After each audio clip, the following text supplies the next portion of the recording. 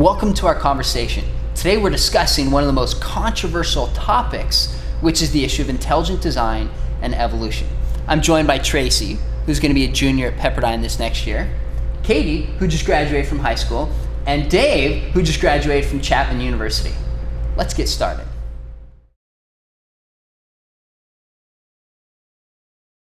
I'm curious, the three of you are Christians. You've grown up in the church for your whole life, so that means you've probably had countless Sunday school lessons, you've been to youth group, you've probably been in adult church a bunch.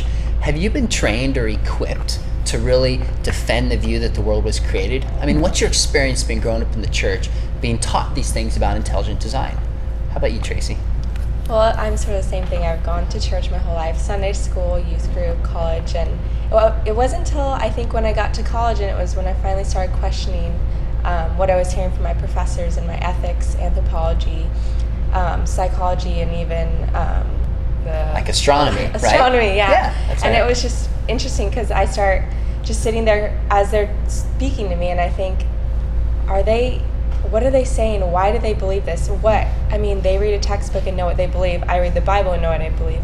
It's a book. What's the difference? So it's just interesting to hear what they think. And when I go home at the end of the day, it just leads me to question my faith and what I believe in, the principles why. So when you face a lot of those questions in college, do you feel like you were prepared and ready going into those, or it kind of unsettled you a little bit? And well, you think you are, and then you sit there and you start questioning it, and the more you think about it, the more you think, well, there's other options out there. So very interesting.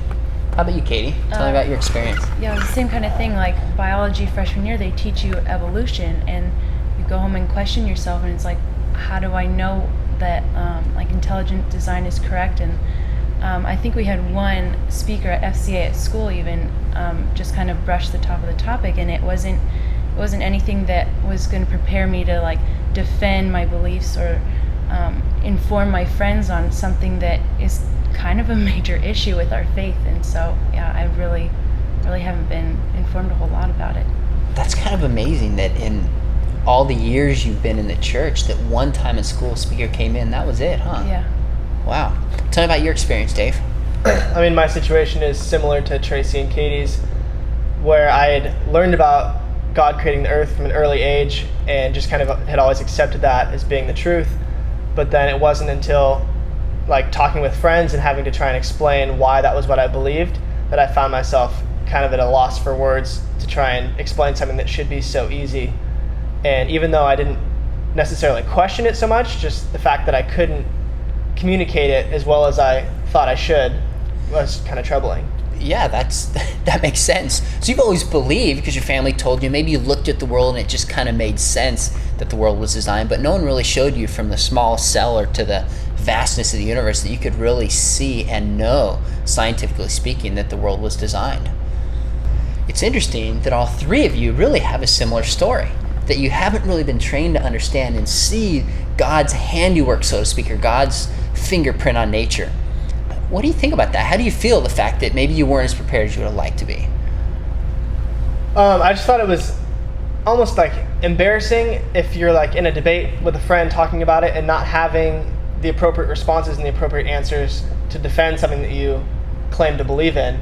Like I felt like I should have been better prepared to talk about something that I claim is so important.